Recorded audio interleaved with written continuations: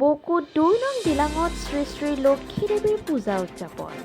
কামৰূপ জিলাৰ বকুত ২ নং দিলঙা গাঁৱত ধন লক্ষী শ্ৰী শ্ৰী লক্ষী দেৱীৰ পূজা উলহ মালহেৰে উদযাপন কৰা হয়।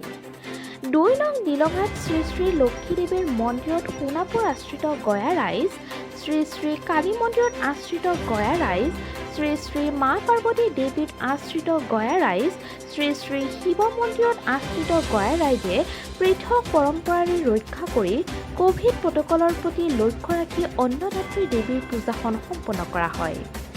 পূজাত দেৱীৰ ব্ৰাহ্মণৰ বেদধ্বনি, ৰাইজৰ নাম কীৰ্তন, আয়তীৰ উৰুইলে অঞ্চলত যাতে অভাৱ অনটন বেমাৰ আজাৰ দূৰ হয় তাৰেই কামনা কৰা হয়।